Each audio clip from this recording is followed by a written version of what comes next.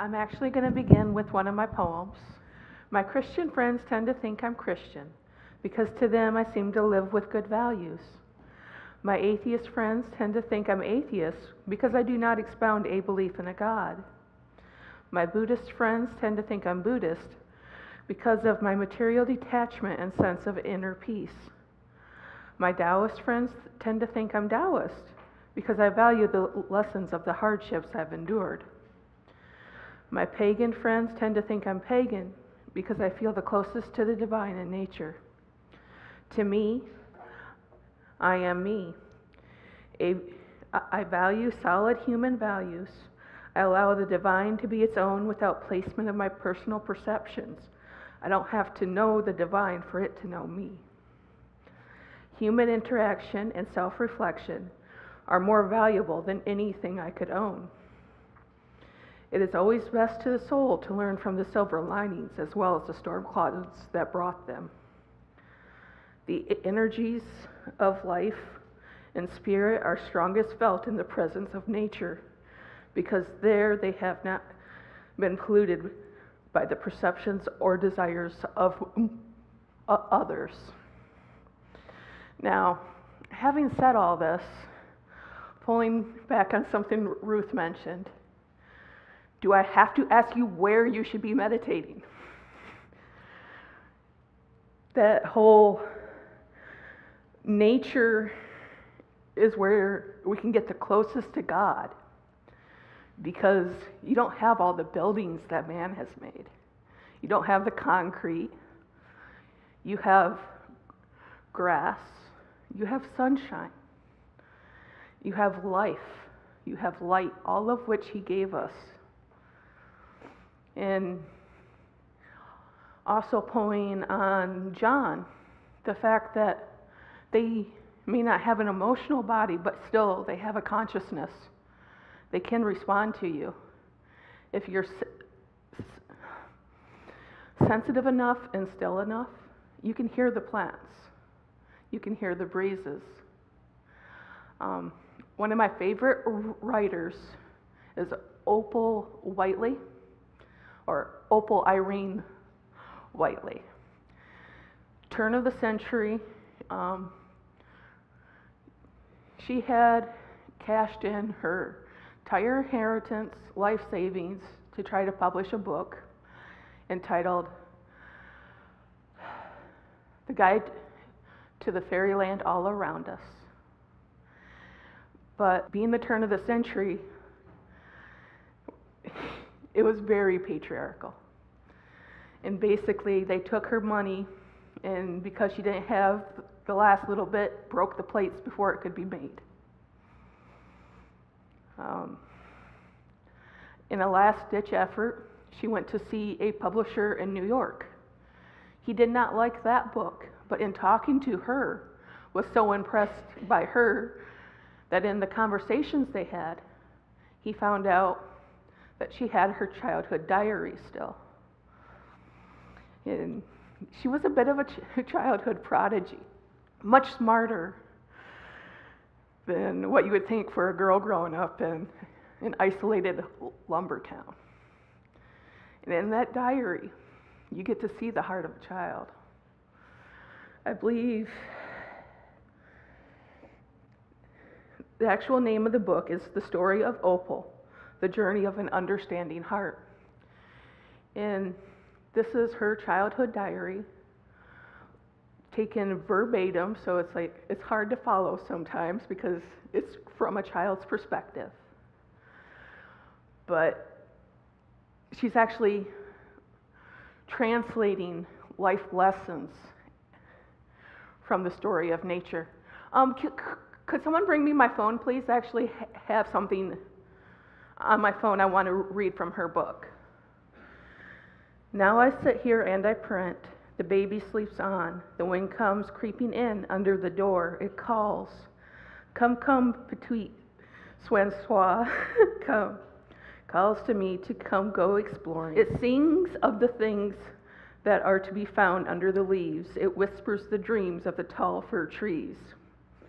It does pipe the gentle song the forest sings On gray days, I hear all the voices calling me.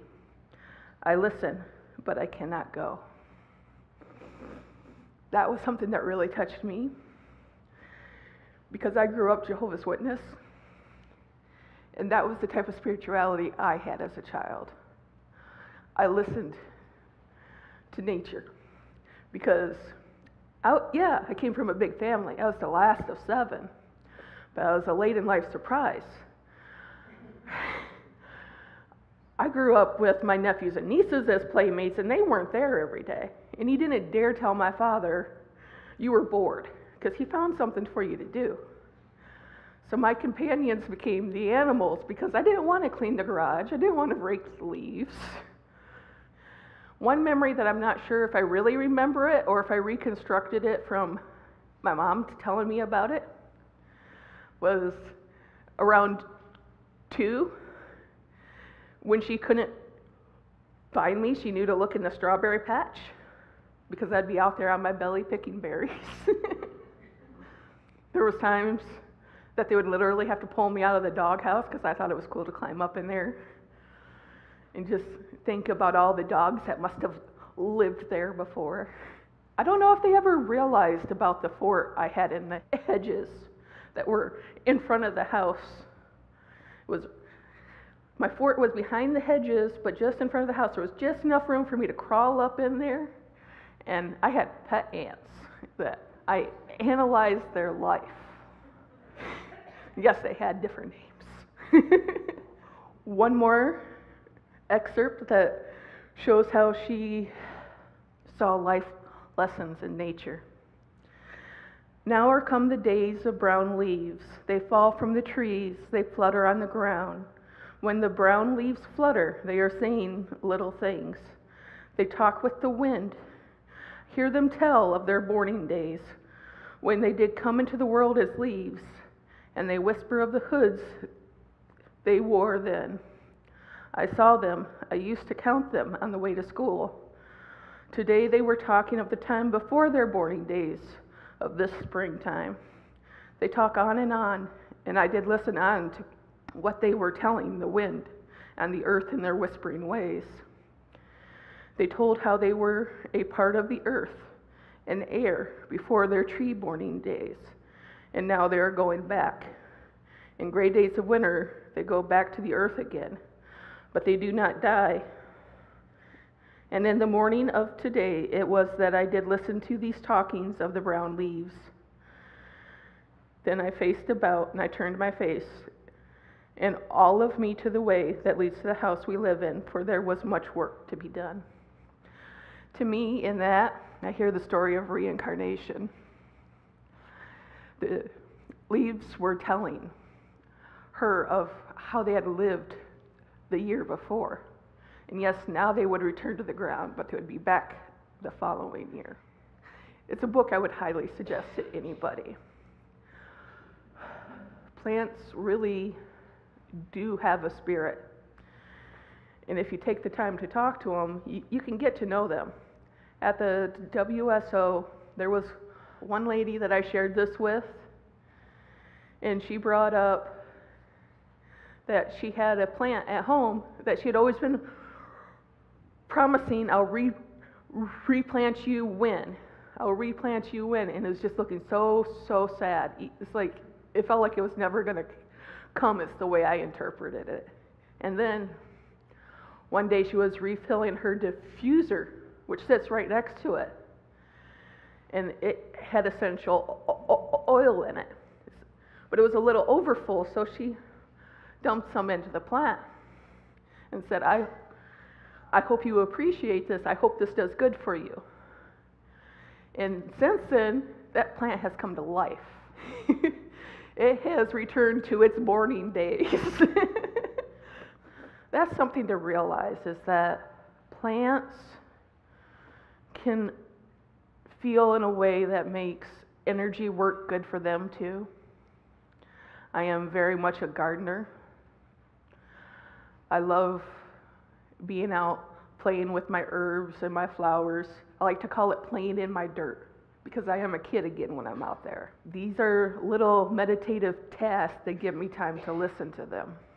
Again, these are things that I highly suggest people get involved in. They help to feed that sense of wonder in nature. By getting out there and meditating, you awaken that inner child and give yourself a right to play and to make it fun so that it's not all work. Something Gail brought up with the Ho'oponopono, I actually do that while I'm cooking and with my food, because I do feel bad for what I have to do in order to eat, but I believe I should respect the food in order to bring back up its energies, which again plays on what John was talking about, that food that's been blessed has a higher vibration. Really, anytime you work from a meditative mental state, it can bring up the vibration of what you're making. In nature, I do find nature spirits at times, and for the most part, if you respect them, they can become great friends. The nature spirits are often found around the plants because they're doing much the same thing. They're finding peace in the plants. With the nature spirits, then you're talking types. A lot of what I've interacted with, I would say, are fae or fairy. Fae is more generalized. That could be almost anything, whereas fairy would be humanoid in nature. My theory is they were once of other realms, but that they've been here the longest of most to help us along our path. So they have bonded the most with nature and with Gaia, so that they are now a part of this realm more than the other. Part of the reason I started to explore this topic is I actually had a friend suggest that I was of the angelic realm, and it got under my skin a little, so I had to examine it. Anytime a comment gets under my skin, I realize 1 finger forward, 3 back. There's something in me that needs to be understood better. So I was thinking about it. All through my life, the different instances. One thing with me and my friends when I was younger was, call me angel one more time and I'll hang you from what used to be my halo. And that's kind of where I got the idea of, yeah, they probably were of a higher vibrational realm and are now more in between, so that they've developed a separateness from the angelic. They're more earthbound, but they're not 3D. A lot of the fairy tales have dark twists to them. I think this is part of their mission here, to help us and to function as our dark mirror, to show us our fears so that we have to face them. In the Middle Ages, the fairy tales were a lot darker than they are now. They're starting to get a little too pretty sometimes. We're not fearless people. I do not wear a princess gown. I'm more Merida from Brave or Rapunzel. Catch me in the kitchen with a frying pan. I was hoping I'd get a laugh or two out there. I don't know if you've seen Tangled or not. Fairy tales don't always have a pretty ending, but we need to be able to face those dark fears in order to make the good ending possible. So really the lesson there is, which ending will we choose? Will we give into that dark side, that fear, or will we stand up and conquer it with our own inner light? That's why the dark mirror is there. That's why they throw the fears at you, so you can face them and stand up to them and decide which way you're going to go. It's ultimately your own will to face the future.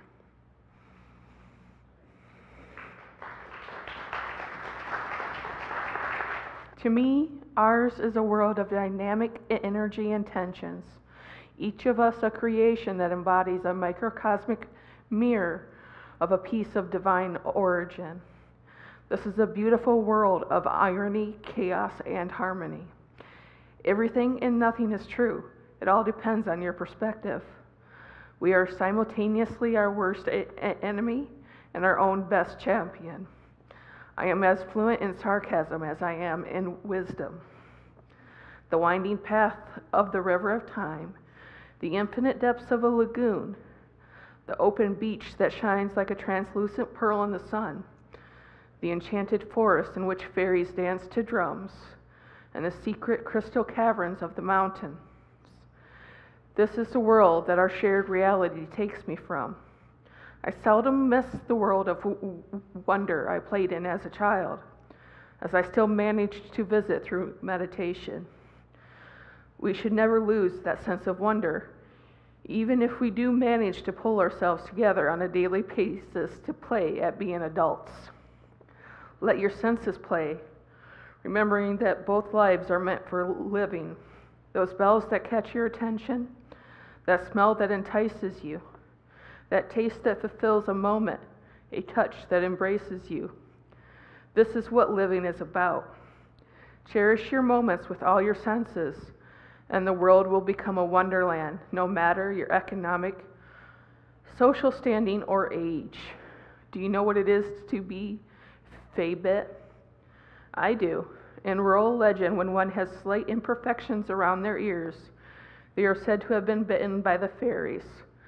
Once bitten, you see our world for the magic it contains. It means feeling compelled towards working towards regeneration and to continue the magic of nature and life for the generations to come. If you cherish and renew that wonder of natural magic that can be so abundant in our world, it will be here not just for your children, but for many generations.